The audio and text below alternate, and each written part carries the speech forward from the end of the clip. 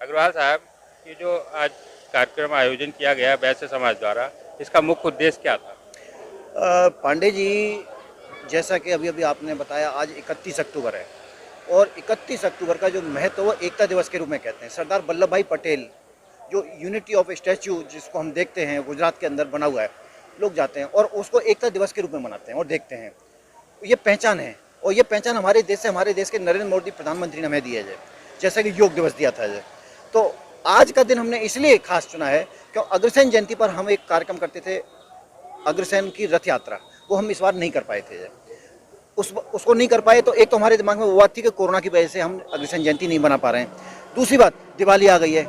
दिवाली से पहले जो हमने आज की जो खास बात ये है कि जो कार्यक्रम में हमने जो 38 बच्चियां जो बुलाई हैं एकता दिवस के उपलक्ष्य में, अग्रसेन जयंती की संध्या के बाद में और दीपावली की पूर्व संध्या पर जो है, उन 38 बच्चियों को आज हम, आप विश्वास करना, उन वो बच्ची हैं जो स्लम से आती हैं और वो एक मिठाई का डिब्बा खरीद नहीं सकती है। उन बच्चियों को हम मिठाई का एक डिब्बा और उनको यूनिफॉर्म दे रहे हैं। ये जो हमारे अंदर जो दिमाग में आई बात, वो चल के आई कि हम एकता दिवस जो आज 31 अक्टूबर है, तो इससे अच्छा कुछ हो नहीं सकता, इसलिए आज हमने इस दिवस को चुनाया जाए।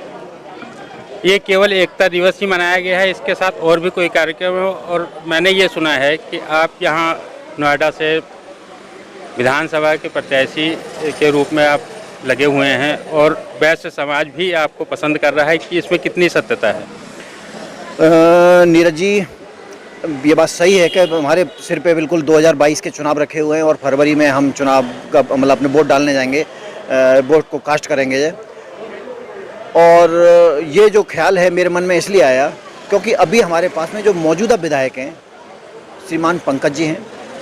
श्रीमान पंकज जी जो हैं राजनाथ जी के पुत्र हैं। राजनाथ जी रक्षा मंत्री हैं। हम कह सकते हैं कि उनको ये जो एमएलए का जो पद मिला है वो अचानक से उनकी गोद में डाल दिया गया है। उनको ज़रूरत नहीं थी, उनके परिवार में पहले से एक बहुत अच्छे पद पर होम मिनिस्टर और डिफेंस मिनिस्टर रह चुके हैं, उनको ज़रूरत नहीं थी। लेकिन उस समय जब ये पद दिया गया था, जब ये एमएलए की टिकट दी गई थी, उस समय यहाँ पर बिमला बाथम होती थी। हम समझ रहे थे बिमला बाथम को ही ये दोबारा से टिकट मिलेगी, लेकिन ऐसा नहीं हुआ। तो वो हमारे अंदर एक ठेस है इस बात की कि बाहर से ला करके एक कैंडिडेट यहाँ पर हमारे ऊपर थोप दिया जाता है। तो हमने ये कैंपेन अभी 5 महीने पहले ही चालू की है कि नहीं, हमें क्षेत्र का विधायक चाहिए।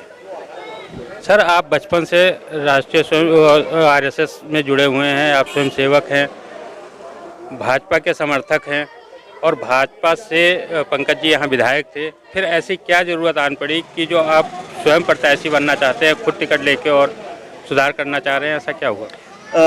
नीरज जी, मैं आपको बता दूं, मैं पत्रकार भी हूं इस शहर में और समाज सेवा मेरा परम कर्तव्य है। आपने जो बात कही कि क्यों बनना चाहते हैं, हाँ, मैं भी एक स्वयंसेवक हूँ और पिछली बार जो मैंने वोट दिया है बीजेपी को ही वोट दिया है। इसलिए मैं आपको बता रहा हूँ कि बार बार एक ही आदमी को और बाहरी प्रत्याशी को ये कार्य नहीं करना चाहिए। ये कार्य उस क्षेत्र को करना चाहिए जिस क्षेत्र में आदमी प्रतिनिधि रहता हो, यानी कि जो जनता है, मैं इस क्षेत्र का हूँ, मैं उस जनता का प्रतिनिधित्व कर सकूँ। इसलिए जनता का प्यार और मेरे समाज का प्यार, पूरे शहर का प्यार मेरे साथ में है, इसलिए मैं आगे बढ़ रहा हूँ। ये आपका डिसीजन है या नोएडा वासियों का या और अन्य लोगों का भी डिसीजन है कि आपको टिकट मिले और यहाँ आप नोएडा से चुनाव लड़ें? भांडे जी, बहुत अच्छी बात कही आपने। शहर का प्यार तो मेरे साथ है ही है और आपका प्यार भी मेरे साथ है, क्योंकि आप लोग हमारी बात को, हम कमरे में क्या करते हैं उसको प्रकाशित और प्रसारित करने का काम आपका है। तो इस बार मेरी जो कौम है, पत्रकार जो कौम है नोएडा की, उनका भी ये प्रेशर मेरे ऊपर है इस बात को लेकर के। हर नागरिक सॉफ्ट रहता है, मतलब उसके दिमाग में, उसके दिल में एक स्थान होता है वैश्य समाज को लेकर के कि इससे अच्छा कोई प्रत्याशी हो नहीं सकता।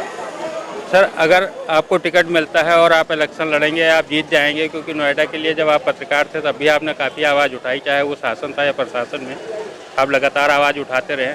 अगर आप जीत जाते हैं तो आप सबसे पहला काम क्या करेंगे नोएडा वासियों के लिए? मैं सबसे पहला काम नोएडा को फ्री जल प्रोवाइड कराऊंगा, निःशुल्क जल, जिसके लिए नोएडा वाले रोजाना 40 रुपये से लेकर 100-150 रुपये तक खर्च कर देते हैं। सर, क्या केजरीवाल के तर्ज पर नोएडा में भी आप जल माफ़ करेंगे? पानी फ्री करेंगे? नहीं, आप मेरी बात को समझ नहीं पाए। मैंने कहा है आज लोग नोएडा में जो रह रहे हैं वो 40 रुपए से लेके 100 से 150 रुपए तक का जल खरीद के पी रहे हैं, और जिस घर में वो रह रहे हैं उस घर का बिल, पानी का बिल सालाना नोएडा प्राधिकरण उनसे वसूल करता है। मैं उसी पानी के बिल के अंदर ही आपको पीने योग्य पानी दिलाऊंगा, ताकि आप उस 40 और 150 रुपए से रोजाना बच सकें। तो ये पानी फ्री नहीं दे रहा मैं आपके जो पैसे आप बिल के रूप में जो दे रहे हैं सालाना, वो आपको पीने योग्य पानी वहां से मिले, उस टोंटी से मिले, ये मेरी अपेक्षा है और ऐसा मैं करके रहूंगा।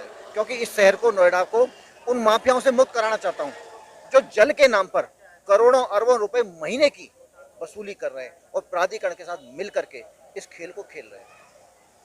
तो ये थे राजकुमार अग्रवाल जी। आप पत्रकार भी हैं, समाज सेवी भी हैं, अग्रवाल वैश्य मित्र मंडल में महामंत्री भी हैं, आप समाज सेवा से जुड़े रहते हैं।